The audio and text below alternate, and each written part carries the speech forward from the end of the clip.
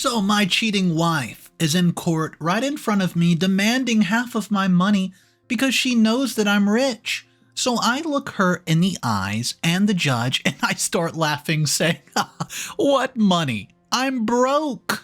My wife Janet and I have been married for 10 years and it's been nothing short of a bliss until I began to notice changes that did not sit well with me. During our dating years, we each had a promise to each other to always look after one another and put the other person first. She had been taking some courses with my class in college and was very, very hardworking. I took much interest in her and our conversations during the shared classes, and they became very frequent and eventually got out of class. We both realized we loved each other so much and could not do without one another. And then we decided to tie the knot after we graduated college and settled into work. We lived absolutely fine, enjoyed each other's company even, and had Mike, our first and only son, together. We did try to have more kids over the years, but that seemed to never just happen, and we decided to leave things the way that they were and be grateful for everything that we had. We were fine. Now I'm coming here to write this because of a new development that's gotten me thinking about my family and the fidelity of my wife to me. Now, this is my dilemma, see. Recently I noticed that Janet's attitude has completely changed towards me.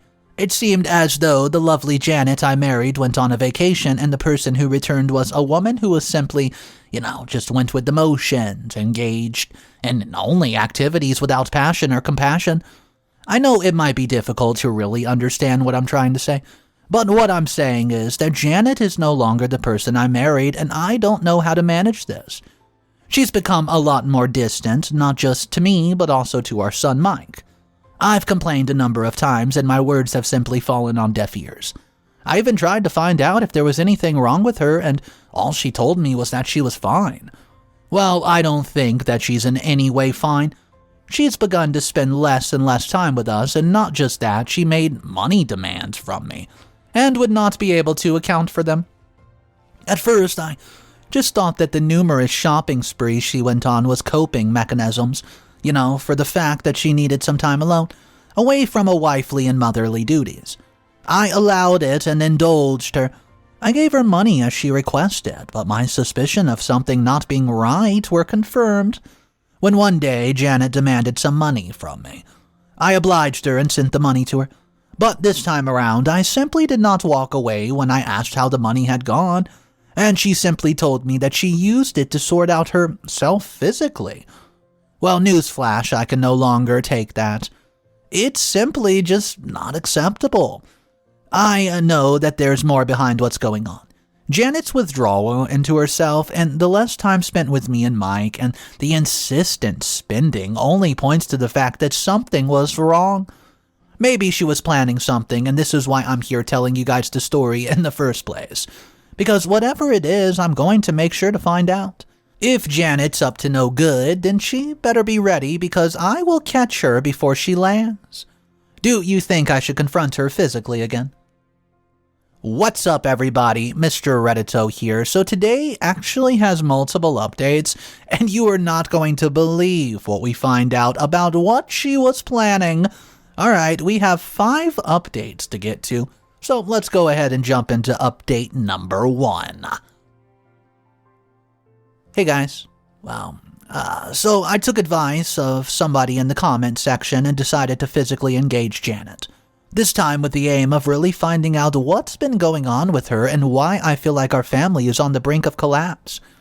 I know some might call me dramatic and a crybaby for wanting my wife's full attention, or nothing, and I don't blame them because if there's anything I'm sure of, it's that people making these comments and thinking this way about me now, they know nothing about my family and life relationships.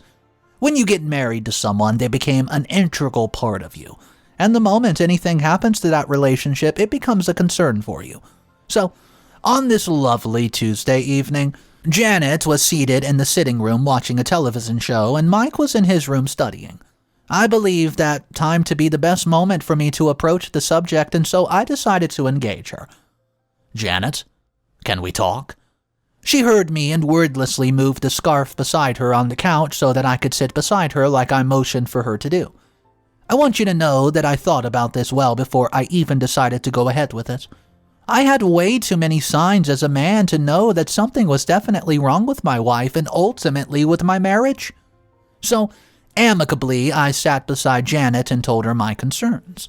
From not being very much available for either Mike or me, to no longer helping out with bills, to not being accountable about how she had been spending the money I've given to her regularly. Well, trust my wife to be dramatic. She starts to cry and accuse me of not trusting her enough as a wife. Then she said something that got me thinking. She said, did I think that she would cheat on me? Well, what was the reason for that statement at all? I never said anything about cheating. I only mentioned the things that were starting to get me uncomfortable. Why would she bring up cheating from out of the blue? Or, maybe, was she actually cheating on me? Well, I don't want to get ahead of myself, but it seems all my indications, her constant outing and being unavailable most of the time, can allude to that. Anyways, I apologized for making her cry, and I told her that was not my intention at all, and I simply wanted things to be better. I wiped her tears and pulled her close to me for a hug. Janet disengaged the hug and told me that she would make it up to me, and she was so sorry that things got to this point and that I'm uncomfortable. Well, what is this update about? Another concern for me. While I spoke to Janet, I noticed that her mind seemed far away, and although she was speaking to me, I felt like she was not really there and she was not speaking to me at all. Well, I thought that's because I already gave too much thought to things and I should simply let things be until she said something that got my heart racing. See, Janet told me, in her way to apologize for everything, that she was going to make it up to me. And how did she decide to do that, you ask? To visit me more often at work, bring me lunch now, and I know some people may ask what the big deal about that is, and why it's causing me to worry all of a sudden. Well, that's because the Janet Anderson I married has never been somebody who loved workplaces or random visits to them.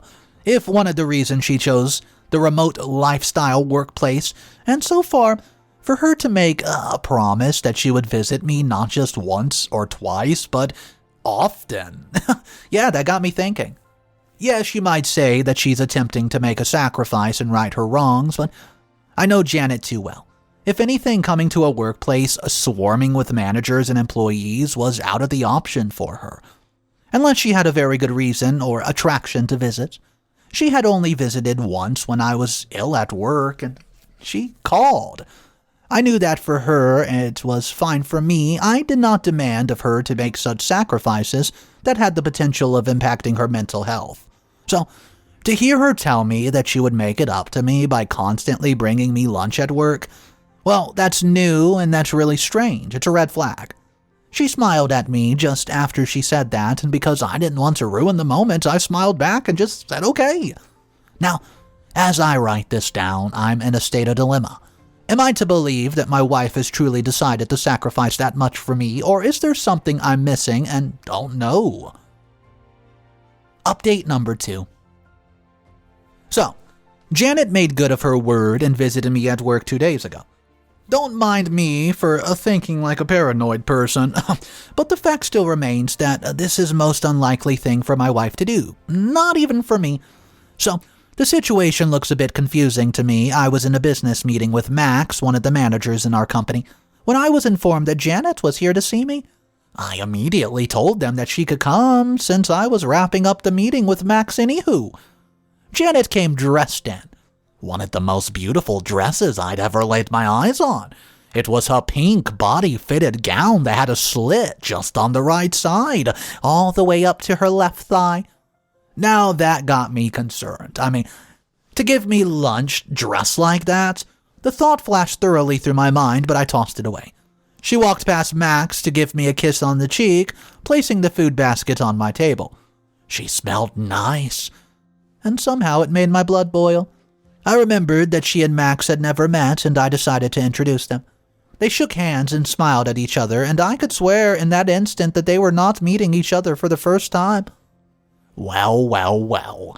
It could be my paranoid mind per usual, so I discarded the thought. Max commented and said that her dress, wow, commended it. She smiled.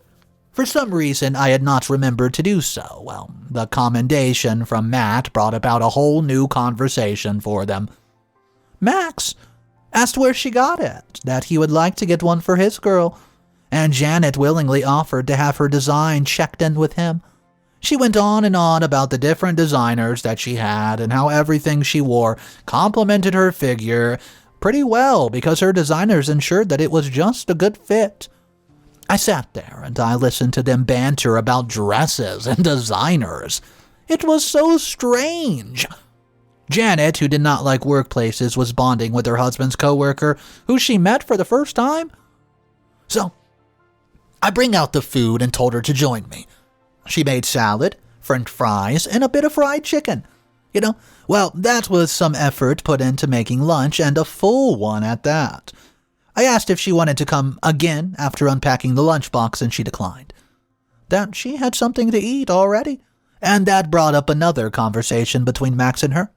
He complimented that she didn't even look like somebody who ate much because she had the perfect figure. Well, I don't know, guys. Call me crazy, but that sounds like an absolute flirt. He made silly jokes, and Janet laughed at them all, and right before my eyes at that. I told Max we were done with the meeting and he could excuse me and my wife. He got the cue and left, and I said to Janet, was he flirting with you? Of course not. I wore this dress for you, babe. She smiled at me, and in that instant my heart chose to believe her. Maybe she was indeed just trying her best to be a good wife and make up for the lost times that I even complained about. I picked up a piece of chicken nugget and wanted to feed her with it, but she declined and told me that she had to run and get home so that she could help Mike with something he needed to submit for school. I smiled at her and I nodded and said, okay. Well, she left and I genuinely felt that truly things were about to be really good for us and change for the both of us. I cited a documentation Matt had forgotten to take along and decided to give it to him myself instead of calling him. That would also give me the opportunity to take a short walk since I had been sitting in my office all day. So, I approached Max's office and Kayla, the company's receptionist, told me that he left a few minutes ago. Well, I thought something was wrong. Max had told me he would most likely be staying late at work so he could work on what we discussed. So, tell me why I was surprised by his absence. My mind flashed back to how he's been cozy with Janet, but then again she had reassured me that was not the case and there was nothing to see here. But the pieces continued to come together in my head. The dress that Janet wore, the fact that I offered her food twice and she declined something that she does whenever she doesn't want to soil her lipstick. And of course, well, a few minutes ago, after Max left my office, she left too. I guess I'm just getting paranoid again. But I could not quieten the feeling that there's something up with these two. So, I picked up my phone and called Mike to ask if his mom was around. But the call went straight to voicemail. He wasn't picking up, so I could not talk to him. I don't want to be called the crazy stalker husband right now, but I think there's more to the attitude Janet had been displaying and her sudden desire to make it up to me by visiting me often at work with lunch, and I just need to find out. Update number 3. Hey guys, so like I said from my previous update, I suspect that Max and Janet have more going on than I know. It's hard to admit, but my wife of 10 years may as well be cheating on me, right? I have this guy's feeling, and it's exactly what is going on. I know it. Well, I could not immediately confront Janet because I had no evidence of my speculation. Mike did not take his call, and I simply had to let things be. Well, I pushed the thoughts plaguing me aside and headed home, trusting with all my heart that Janet would be there, helping our son Mike prepare for his school game, which was held the next day, Of course, we had discussed as parents that at every point in time one of us must make ourselves available for our boy. He's still the only one that we got either way. So, tell me why I get to my house and the surprise I was met with. It was my mom and my son in Mike's room packing his bag for the big game. Janet was nowhere to be found. I was close to losing it, but I kept my cool and said hello to my mom and son. My mom came close to me and hugged me, and while I held her, I told my mom that I did not know that she would be around, and she told me that Janet had called her, saying that she had an emergency to attend to and she would appreciate her help with helping Max prepare for his school game. On the next day, I released my mom from my embrace and smiled, but in my heart I was furious. What did she mean by she had an emergency? An emergency she could not call her husband to inform him of? She had told me boldly that she wanted to go back home as quick as possible so she could help Mike quickly. Well, it turns out that she had something else planned. It was something that had to do with Max. I was not sure of it, but all the evidence led to it. I was furious that my life was turning into what I didn't like. That my marriage was not the great one it's been just a few years ago. I was working my butt off for my family, but it appeared I was being sidelined. I could not say anything to my mom or Mike immediately because I still had no evidence. I decided to take a walk to clear my head. I told Mike and my mom that I need to run a quick errand and I would be back. I left the house and started walking, thinking about how exactly I would handle the situation and what I would tell Janet when she gets back from whatever emergency that she had. Fine. I didn't have enough evidence, but I had my far more tiny little details putting themselves together to convince me that I was not a stupid man. My head ached, and I decided it would be the best for me to clear my head before heading home so that I could at least make my words articulate while presenting my points to her. I headed to a restaurant close by. Maybe I would get something light to eat, take a drink or two, feel better, and then head home. I got in and sat at the table waiting for the waiter to hand me a menu and prepare my order. And then I got the surprise of my life. Well, I could not really call it a surprise. I had felt it every step of the way leading up to this point. There was Max and Janet in a corner somewhere, locked into a passionate kiss. Janet was in that dress that she wore, and Max was still in what he wore to work. They shamelessly kissed, and Max's hand was somewhere around Janet's bosom. My blood boiled. In that instant, I wanted to get up and punch him square in the face. But I don't know. I held my composure. Maybe because I had thoughts about Janet cheating on me. It sort of prepared me for what I saw. I sat there for a while, and when I could no longer take the filth, I stood up and headed home. Update number 4. Hey guys, I know some of you people call me crazy, that I did not punch Max in the face that day and chose to leave the restaurant and walk home defeated instead. Well, because of the way things have been, I knew too well that Janet had to have a master plan, that she was waiting for me to unfold, and that would be to ask me for a divorce. It was not something that was uncommon to find cheating wives eventually leave their husband and demand for half of his property. I was determined that it would not happen to me, so I kept my calm instead and left to have my own plans in full swing. I knew men like Max. They were gold diggers who only preferred to spend a woman's money but would never spend his money on her. He was like that. It's not far-fetched for me to decipher that all the monies that she had requested I'd been sending to her went into the extravagant outings and maybe to his personal pocket. But what exactly did she see in him that I didn't have? The thought plagued me, but I let it go. I'd been too faithful of a husband to Janet to deserve whatever it was that she was bringing him anyways. I got home to my mom and my son, and I just told them everything that's been going on, including what I had just discovered. My mom was shocked, my mom was sad, but I told her it would be fine. That I had everything under control and I simply needed to act before she asked me for a divorce. Mike was old enough to understand that everything was not okay. He had seen his mom less and less anyways, and he needed to know what was really going on.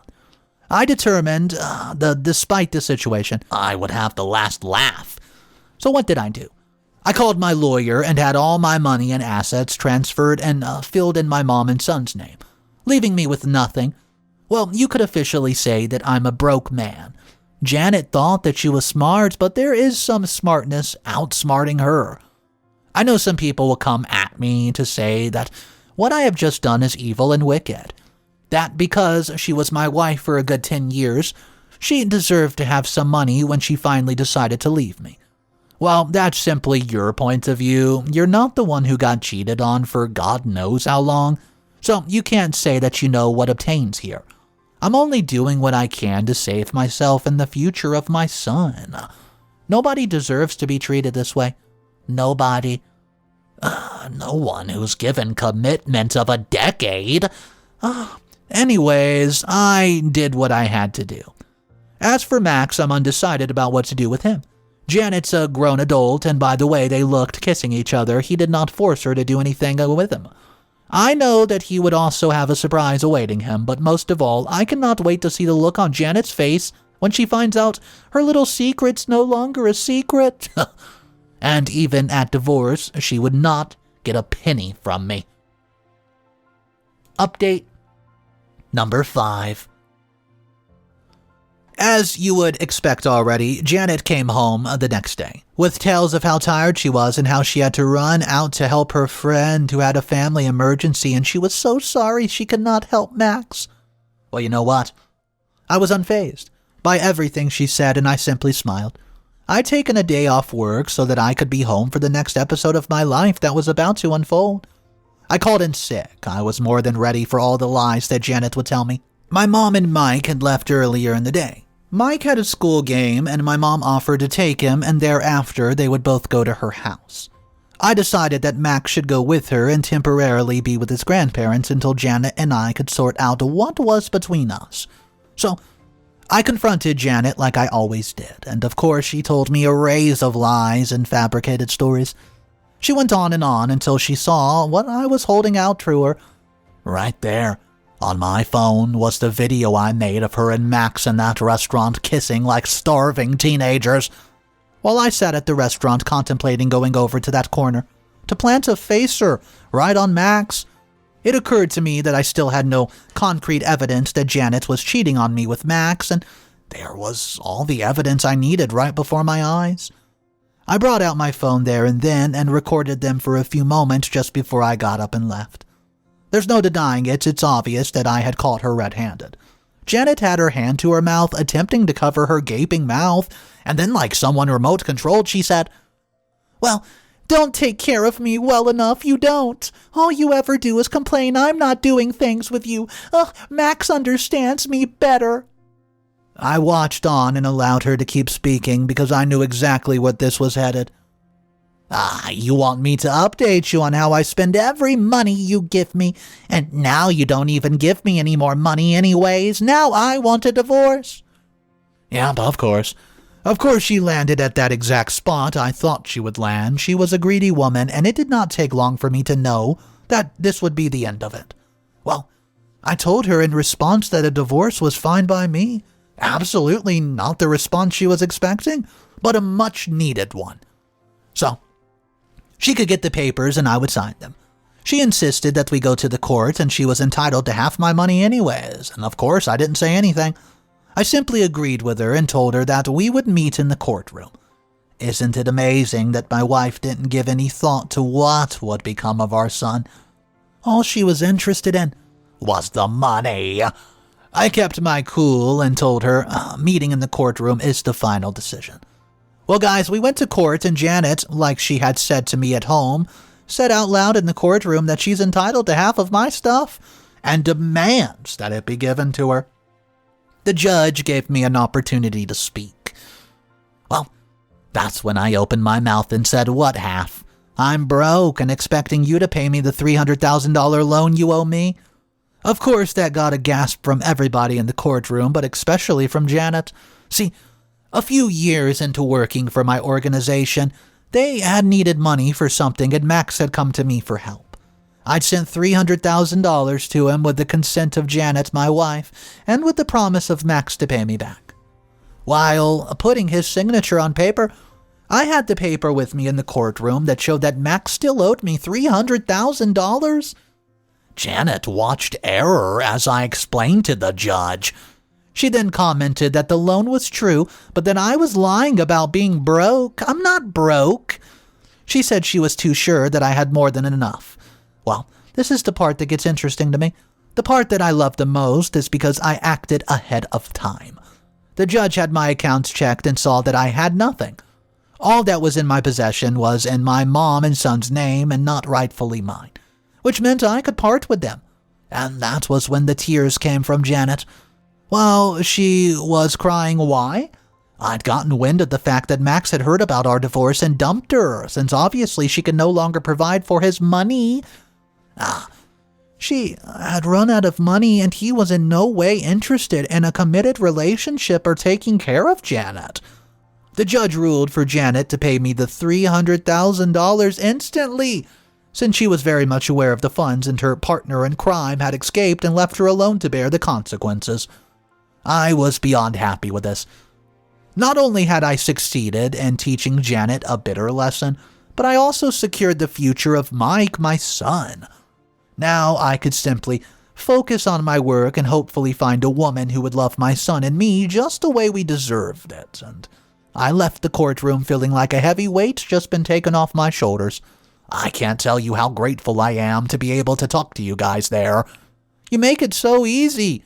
And yes, that's the end of my story. So the fact of this story, the wife cheated, and the person she cheated on her husband with kicked her to the curb once he found out that, well, he doesn't have a sugar mommy anymore. So he went ahead to kick her to the curb, and I just have to say, that's probably a bit of karma, isn't it? Anyways, guys, knowing today's story, what would you do if you found yourself in this type of position? Maybe somebody out there listening to this story has been in this position before, or you know someone that has. Let's talk about it in the comment section down below. Any relevant, related type of story, I would love to hear your opinion on this and what exactly you would have done. Anyways, guys, my name's Mr. Reddito. I narrate stories like this every single day, and if you guys want to be a part of these daily story readings, go ahead, subscribe to the channel. I'll see you tomorrow, and of course remember, it's cool to be kind. See ya.